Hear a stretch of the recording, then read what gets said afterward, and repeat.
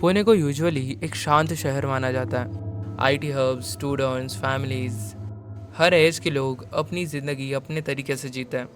लेकिन 31 अक्टूबर 1976 इस दिन पुणे ने कुछ ऐसा देखा जो पुणे की हिस्ट्री में पुणे का सबसे डार्केस्ट टाइम बन चुका है। विजयनगर पुलिस स्टेशन में एक कॉल आता है। ऑन द 31 अक्टूबर 1976 खबर थी, एक घर में एक ही फैमिली के 3 लोगों का मर्डर।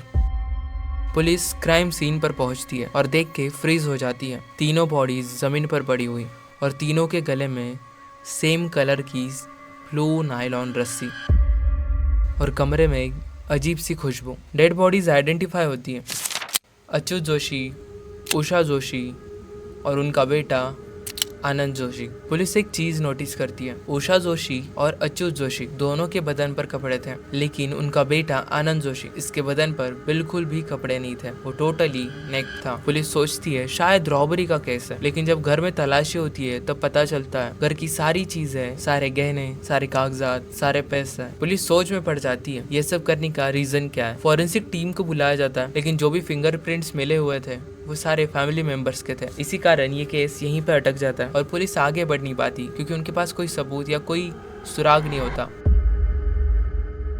21 दिसंबर 1976 इस बार कॉल और भी भयानक होता है। पुणे के बांधनकर रोड पर स्मृति बंगलो, मतलब बंगलो का नाम स्मृति है, पूरा परिवार हुआ मिलता है। पुलिस पहुंचती है और तुरंत समझ जाती है ये पैटर्न सेम है, वही ब्लू नायलॉन रस्सी, गला घोटकर मारना। लेकिन इस बार परिवार अलग था। परिवार था काशीनाथ शास्त्री अभ्यंकर का। काशीनाथ एक संस्कृत के स्कॉलर थे, सिंपल जिंदगी। उनके फैमिली में 6 लोग थे। उनकी वाइफ इंदिराबाई, बेटा गजानन, बहू हीराबाई, पोता धनंजय और पोती जुई, और उनके साथ उनकी मेड भी रहती थी जिसका नाम था सखुबाई। 1 दिसंबर की रात को गजानन और हीराबाई डिनर पर जाते हैं। लेती है धनंजय ये सोचकर दरवाजे की तरफ जाता है कि माँ पापा वापस आ गए। जैसे ही धनंजय दरवाजा खोलता है, बाहर से एक आदमी उसके मुंह पर कपड़ा लगाता है। धनंजय को चीखने का मौका भी नहीं मिलता। 3-4 लोग अंदर घुसते हैं, किसी के हाथ में रस्सी, किसी के हाथ में शार्प वेपन, कोई दरवाजा बंद कर रहा है। सबको नीचे बिठाया जाता है और एक एक करके सबका गला घोटकर मारा जाता है, सिवाय जुई को छोड़ के। जुई के कपड़े उतरवाए जाते हैं और उसे घर में पड़े पैसे और गहनों के बारे में पूछा जाता है। जुई अकेली डर जाती है। वो सिचुएशन सोचो, उसके फैमिली मेंबर्स को अभी उसके सामने मारा है और वो बाहर भाग ना सके, इस वजह से उसके कपड़े उतारे जाते हैं। डरकर जुई सब कुछ बता देती है। उसे लगता है शायद सब बताने पर उसकी जान बच जाएगी, लेकिन जैसे ही सब कुछ पता चल जाता है वो जुई को भी गला घोटकर मार देते हैं। पुलिस जब बॉडीज देखती है तो उन्हें ये चीज तो कंफर्म हो गई थी, लास्ट केस और ये केस दोनों ही किसी एक आदमी या किसी एक ग्रुप ने किया, क्योंकि same pattern, same blue nylon रस्सी, सेम की खुशबू और एक बॉडी के कपड़े बिल्कुल उतारे हुए हैं। अभयंकर केस के बाद पुणे पूरा हिल जाता है। लोग शाम को बाहर निकलना बंद कर देते हैं। पुलिस और सीआरपीएफ की पेट्रोलिंग शुरू हो जाती है, लेकिन फिर भी कोई क्लू नहीं मिलता। 24 मार्च 1977 सुबह का वक्त था जब मोड़ा मोटा रिवर के पास एक लाश मिलती है।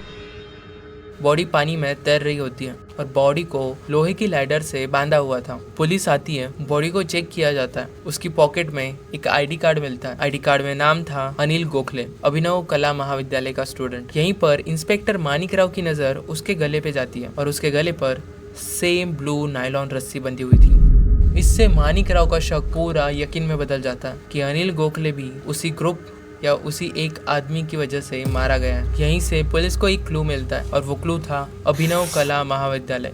अब यहाँ से पुलिस की इन्वेस्टिगेशन कॉलेज की तरफ बढ़ती है। कॉलेज में पता चलता है अनिल को लास्ट टाइम राजेंद्र जक्कड़ के साथ देखा गया था। राजेंद्र को बुलाया जाता है, उसके साथ उसके दोस्त दिलीप, शांताराम, मुनावर, चारों को एक एक करके बिठाया जाता है और बारी बारी उनके स्टेटमेंट्स लिए जाते हैं। लेकिन बात यहीं बिगड़ जाती है क्योंकि कोई भी किसी का भी स्टेटमेंट मैच नहीं कर रहा था। प्रेशर बढ़ने लगता है और इसी प्रेशर में एक स्टूडेंट सतीश कोरे टूट जाता है और वो खुद पुलिस के पास आके सब कुछ उगल देता है। वो बताता है इन चारों ने ये सब किया है, मैंने बस देखा है। और सिर्फ यही नहीं, वो एक और नाम लेता है, सुहास चंदक।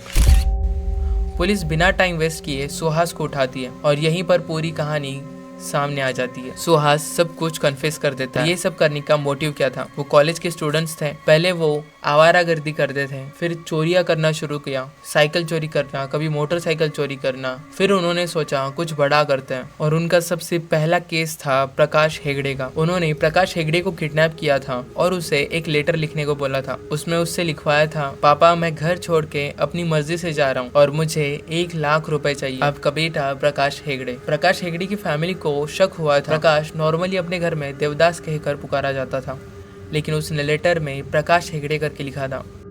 इसी वजह से प्रकाश के पापा ने उस वक्त पुलिस कंप्लेंट भी करी थी, लेकिन पुलिस ने उस टाइम भी ध्यान नहीं दिया था। अगर पुलिस शायद उस टाइम ही इस केस को सीरियसली ले लेती तो शायद इस ग्रुप को इतना आगे बढ़ने की हिम्मत ही नहीं होती। 1978 में ये केस कोर्ट तक पहुंचता और 28 सितंबर 1978 को डेथ सेंटेंस सुना दिया जाता है। इनके डेथ की भी एक कहानी है। इन्होंने अपील करा था इन्हें फांसी देकर ना मारा जाए, इनको शॉक चेयर का यूज करके मारा जाए। राजेंद्र जक्कड़ का कहना था शॉक चेयर वाली डेथ में कम दर्द होता, लेकिन इनकी अपील को अप्रूव नहीं करा गया क्योंकि एक डॉक्टर्स की टीम ने सिग्नेचर करके अपील करी थी कि शॉक ट्रीटमेंट में फांसी से ज्यादा दर्द होता है। 27 नवंबर 1983 को येरवाड़ा जेल में इन चारों को फांसी की सजा दी जाती है। इन चारों की डेथ के बाद पुणे आखिरकार चैन की सांस लेता है और एक बात बिल्कुल साफ हो जाती है, कभी कभी सबसे खौफनाक मॉन्स्टर्स वो हमारे बीच ही पैदा होता है। That's for today guys. Thanks for watching. Stay alert, stay safe क्योंकि खतरा हमेशा रहता है।